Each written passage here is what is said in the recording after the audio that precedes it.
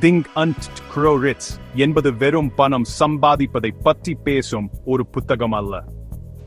இது நம்முடைய வாழ்க்கையை எப்படி வெற்றிகரமா அமைத்துக்குவது என்பதற்கான ஒரு வழிகாட்டி. நெப்போலியன் ஹெல் புகழ்பெற்ற எழுத்தார் பல நூறு வெற்றிகரமான மனிதர்களின் வாழ்க்கையை ஆராய்ந்து இந்த புத்தகத்தை எழுதியுள்ளார். வெற்றி என்பது தற்செயலாக கிடைப்பதில்லை, அது நம்முடைய எண்ணங்களில் இருந்துதான் தொடங்குகிறது என்பதே இந்த புத்தகத்தின் மைய கருத்து. நீங்கள் எதை ஆழமாக நம்புறீங்களோ அதை அடைய உங்கள் மனம் ஒரு காந்தம் போல செயல்படும். உங்க எண்ணங்களுக்கு அவ்வளவு சக்தி இருக்குது.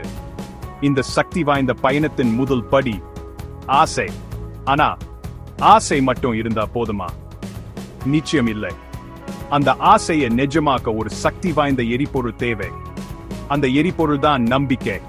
இந்த புத்தகத்தின் 3வது அத்தியாயம் நம்பிக்கை என்ன மிக முக்கியமான விஷயத்தை பத்தி பேசுகிறது. நம்பிக்கை என்பது ஒரு விதமான மனநிலை. உங்கள் ஆழ்மனதில் நீங்க விதைக்கும் ஒரு நேர்மறையான விதை. உங்கள் ஆசைகள் நிச்சயம் ஒரு நாள் நிறைவேறும் என நீங்கள் கொண்டிருக்கும் அசைக்க முடியாத ஒரு உணர்வுதான் அது. வெறும் கோயிலுக்கு சென்று சாமி கும்பிடுவது மட்டும் நம்பிக்கை அல்ல, அது ஆன்மீக நம்பிக்கை. ஆனா நெப்போலியன் ஹெல் இங்கே பேசுவது உங்கள் மீதும் உங்கள் கனவின் மீதும் நீங்கள் வைக்கும் தன்னம்பிக்கையை பற்றி. இந்த நம்பிக்கை தான் உங்கள் ஆசைகளுக்கு உயிரூட்டி அவற்றை செயல்பட வைக்கும் ஒரு ரசாயன பொருளாக மாறுகிறது. நம்முடைய மூளை ஒரு ரசாயன கூடம் போன்றது. அதில் நம்பிக்கை என்ன ரசாயனத்தை சேர்க்கும் போது அது சாதாரண எண்ணங்களை கூட சக்தி வாய்ந்த செயல்களா மாற்றுகிறது. நம்பிக்கை இல்லாமல் எந்த ஒரு பெரிய காரியத்தையும் நம்மால் தொடங்கவே முடியாது. ஒரு விவசாயி விதையை விதைக்கும் போது அது நிச்சயம் முளைச்சு வளர்ந்து பலன் தரும் என நம்புகிறார். அந்த நம்பிக்கை இல்லை என்றா அவர் ஏன் நிலத்தை உழுது கஷ்டப்பட வேண்டும்? அதுபோலத்தான் நம்முடைய கனவுகளும். நீங்கள் ஒரு பெரிய தொழிலதிபராக வேண்டும், ஒரு நல்ல வேலையை சேர வேண்டும், அல்லது தேர்வில் நல்ல மதிப்பெண் வாங்க வேண்டும் என ஆசைப்படுறீங்க. அந்த ஆசையை முதல்ல உங்க மனதில் ஆழமாக பதியுங்க. பிறகு என்னால் இது முடியும் என நம்பிக்கையை அதுக்குள் செலுத்துங்க. இந்த நம்பிக்கை தோல்விகள் வரும்போது உங்களை தாங்கி பிடிக்கும் ஒரு தூணா இருக்கும். சந்தேகமும் பயமும் உங்க கனவுகளை அரிச்சுவிடும் கரையாங்க. ஆனா நம்பிக்கை என்பது அந்த கரையாங்களை அழிக்கும் சக்தி வாய்ந்த மருந்து. நம்பிக்கை என்பது கண்மூடித்தனமான ஒண்ணு அல்ல, அது ஒரு பயிற்சி. நீங்க திரும்ப திரும்ப ஒரு விஷயத்தை உங்கள் மனதுக்கு சொல்லும் போது உங்கள் ஆழ்மனம் அதை நம்ப தொடங்குது. இதுதான் சுஜெஸ்டான் என்று நெப்போலியன் ஹெல் குறிப்பிடுகிறார். அதாவது உங்களுக்கு நீங்களே திரும்ப திரும்ப சொல்லிக்கொள்ளும் உறுதிமொழிகள்.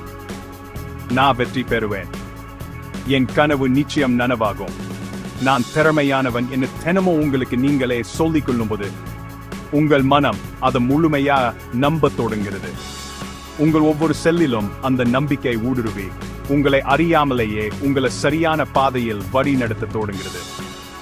இந்த அத்தியாயம் உங்க எண்ணங்களை எப்படி நம்பிக்கையாக மாற்றுவது என்பதற்கான ஒரு தெளிவான செய்முறை விளக்கத்தை நமக்கு தருகிறது. நம்பிக்கையை ஒரு மனத்தின் ரசாயன சூடம் என்ன நெப்போலியன் ஹல் வர்ணிக்கிறார். இது மிகவும் பொருத்தமான ஒரு உவமை. ஒரு ரசாயன சூடத்தில் 2 வெவ்வேறு வேதிப்பொருட்களை சேர்க்கும் போது ஒரு புதிய சக்தி வாய்ந்த பொருள் உருவாவதைப் போல நம்முடைய எண்ணங்களுடன் நம்பிக்கையை சேர்க்கும் போது அது ஒரு அசாத்தியமான சக்தியாக மாறுது. சாதாரண எண்ணங்களுக்கு எந்த வடிவமும் இல்லை, ஆனா நம்பிக்கை என உணர்வோடு கலக்கும் போது அந்த எண்ணங்கள் ஒரு ஆன்மீக சக்தியை பெறுகின்றன. இந்த சக்தி தான் பிரபஞ்சத்தின் எல்லையற்ற ஆற்றலுடன் நம்மை இணைக்குது. இந்த ஆற்றல் நம்முடைய கனவுகளை நிஜமாக்குவதற்கான வழிகளையும் வாய்ப்புகளையும் நம்மை நோக்கி ஈர்க்குது. இதை நீங்கள் மாயாஜாலம் என்று நினைக்கலாம், ஆனா இதுதான் மனதின் அறிவியல். உங்கள் மனதில் ஒரு ஆசை இருக்குது என்று வைத்துக் கொள்வோம். அந்த ஆசையை நீங்கள் நம்பிக்கையோடு இணைக்கும் போது என்ன நடக்குது? உங்கள் ஆழ்மனம் அந்த உத்தரவை ஏற்றுக்கொள்கிறது. அது வழிச்சிருக்கும் போதும் உறங்கும் போதும் அந்த ஆசையை நிறைவேற்றுவதற்கான வழிகளை தேடத் தொடங்குது. திடீரென்று ஒரு புதிய யோசனை தோன்றும், அல்லது உங்க கனவுக்கு தொடர்புடைய ஒரு நபரை நீங்கள் எதேச்சையாக சந்திப்பீங்க, அல்லது ஒரு சரியான வாய்ப்பு உங்கள் கண் முன்னே தோன்றும். இதெல்லாம் தற்செயலா நடப்பதா நீங்க நினைக்கலாம், ஆனால் உண்மையில் இவையெல்லாம் உங்கள் ஆழ்மனதில் நீங்கள் விதைத்த நம்பிக்கையின் விளைவுகள்தான். உங்கள் மனம் ஒரு காந்தமாக மாறி உங்களுக்கு தேவையான நாணத்தையும் ஈர்க்க தொடங்குது. எதிர்மறை எண்ணங்கள் இந்த காந்தத்தின் சக்தியை கூறச்சுவிடும். நம்பிக்கை என்பது பயத்தையும் சந்தேகத்தையும் விரட்டும் ஒரு பேரொளி. நம்மில் பலரும் ஒரு செயலை தொடங்குவதற்கு முன்பே இது நடக்குமா, ஒருவேளை தோற்றுவிட்டால் என்ன செய்வது என பயப்படுகிறோம். இந்த பயம் நம்முடைய திறமைகளை முடக்கி போட்டுவிடும் ஒரு கொடிய நஞ்சு. ஆனால் நம்பிக்கை என்ற பேரொளி உங்கள் மனத்தில் இருந்தா பயம் என்னிருள் தானாவே விலகிவிடும்.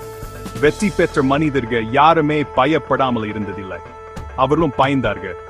ஆனா அவர்கள் தங்கள் பயத்தை விட தங்கள் கனவின் மீதும் தங்கள் திறமையின் மீதும் அதிக நம்பிக்கை வைச்சிருந்தார்கள்.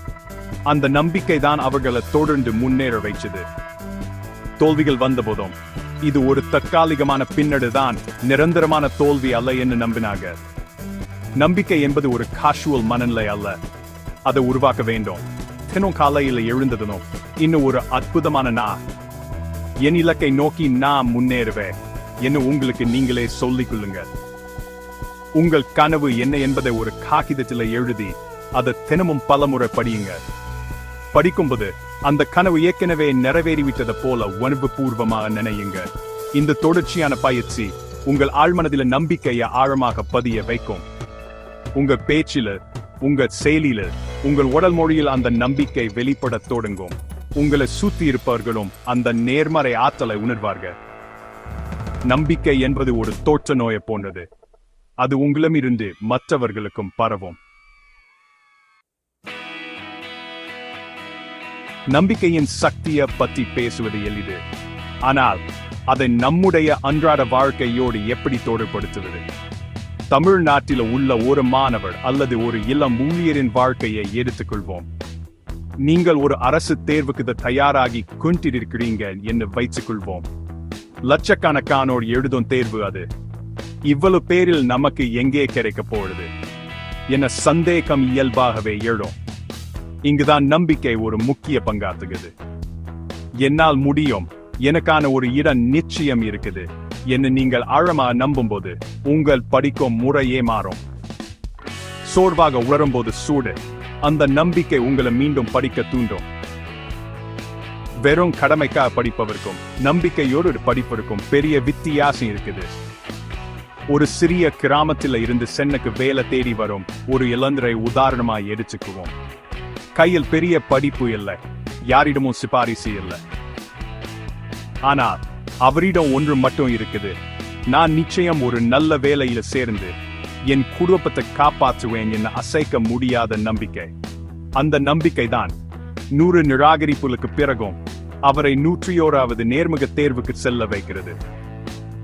அந்த நம்பிக்கை தான் அவமானங்களையும் கஷ்டங்களையும் தாங்கிக் கொள்ளும் சக்தியை கொடுக்கிறது. அவர் பேசும்போது தெரியும் அந்த தன்னம்பிக்கை நேர்முக தேர்வு செய்பவருக்கு அவர்கள் இறுதியில் அவர் ஒரு வேலையை பெறுகிறார். இங்கே அவருக்கு உதவியது வெறும் திறமை மட்டுமல்ல, அந்த திறமையை வெளிப்படுத்த உதவிய நம்பிக்கையும் தான். விளையாட்டு துறையிலும் நாம் இதை பார்க்கலாம். கபடி விளையாடும் ஒரு கிராமத்து அணி பெரிய நகரத்து அணியுடன் மோதுது. நகரத்து அணிக்கு எல்லா வசதிகளும் சிறந்த பயிற்சியும் இருக்குது. ஆனா கிராமத்து அணியிடம் ஒண்ணு இருக்குது, நாங்க ஜெயிப்போம் என்ன ஒன்றுபட்ட நம்பிக்கை. அந்த நம்பிக்கை அவர்களுக்கு ஒரு வெறியை உருவாக்குது. ஒவ்வொரு புள்ளியையும் அவர்கள் உயிரை கொடுத்து இருக்கிறார்கள்.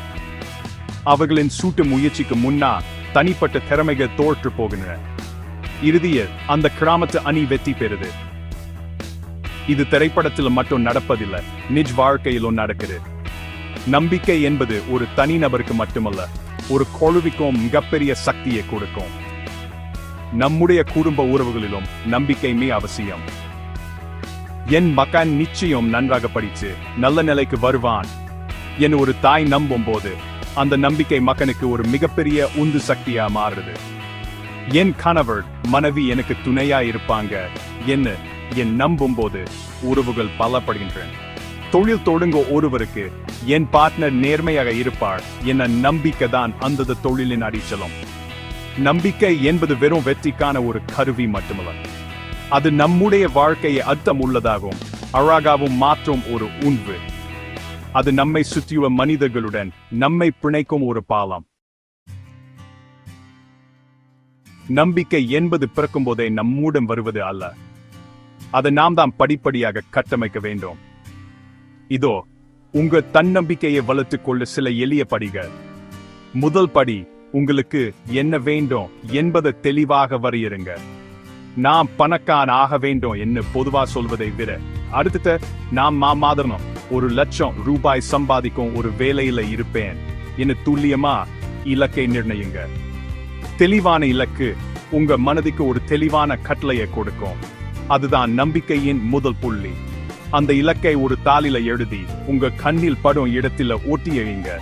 இரண்டாவது படி, சுஜஸ்டாவ் அல்லது உங்களுக்கு நீங்களே கொடுத்துக்கொள்ளும் உறுதிமொழிகள். நீங்க எழுதிய இலக்கை தினமும் காலையிலும் இரவிலும் சத்தமாக படியுங்க. படிக்கும்போது அந்த இலக்கை நீங்க அடைந்து விட்டதாக மனக்கண்ணில் கற்பனை செய்யுங்க. அந்த வெற்றியை உணர்வுபூர்வமா அனுபவியுங்க. ஆரம்பத்தில் இது செயற்கையாக தோணலாம், ஆனா தொடர்ந்து செய்ய உங்கள் ஆழ்மனா இதை உண்மை என்று நம்ப தொடங்கும். நான் தைரியமானவன், நான் திறமையானவன், வெற்றி என்ன நோக்கி வருகிறது போன்ற நேர்மறையான வாக்கியங்களை உங்களுக்கு நீங்களே திரும்ப திரும்ப சொல்லிக் கொள்ளுங்க. இது உங்கள் மனத்தின் எதிர்மறை எண்ணங்களை அழித்து நேர்மறை ஆற்றலை நிரப்பும். மூன்றாவது படி, உங்கள் மீதுள்ள பயத்தையும் சந்தேகங்களையும் கண்டறிந்து அவற்றை வெளியேற்றுங்க. என்னால் இது முடியாது என்று உங்கள் மனம் சொல்லும் போது, ஏன் முடியாது?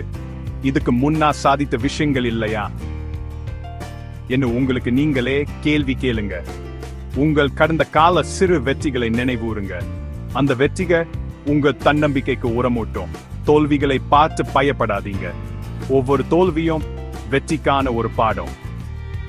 இந்த முறை தோற்றால் என்ன, அடுத்த முறை இன்னும் சிறப்பாக முயற்சிப்பேன் என்ற மனப்பான்மையை வளர்த்துக் கொள்ளுங்க. தோல்வி என்பது நிரந்தரம் அல்ல, அது ஒரு தற்காலிகமான நிகழ்வு மட்டுமே. இறுதியா உங்களை நம்பும், உங்களை ஊக்குவிக்கும் மனிதர்களுடன் நேரத்தை செலவிடுங்க. நேர்மறையான சிந்தனை கொண்ட நண்பருடன் பாடுங்க. உங்களை எப்போதும் கூற சொல்லும், உங்கள் கனவுகளை கிண்ட செய்யும் நபர்களிடமிருந்து விலகி இருங்க. நல்ல புத்தகங்களை படியுங்க. வெற்றி பெற்றவர்களின் வாழ்க்கை கதைகளை கேளுங்க. இது உங்கள் நம்பிக்கையை மேலும் வலுப்படுத்தும். நம்பிக்கை என்பது ஒரு பயணம். அது ஒரே நாளில கிடைச்சு விடாது. ஆனா விடாமுயற்சியுடன் இந்த படிகளை பின்பற்றினா உங்கள் மனத்தில் அசைக்க முடியாத ஒரு தன்னம்பிக்கை கோட்டையை உங்களால் நிச்சயம் கட்டி எழுப்ப முடியும். உங்கள் நம்பிக்கை தான் உங்கள் மிகப்பெரிய சொத்து. அதை நம்புங்க. உங்க கனவு வெற்றி நிச்சயம் உங்க வசமன்.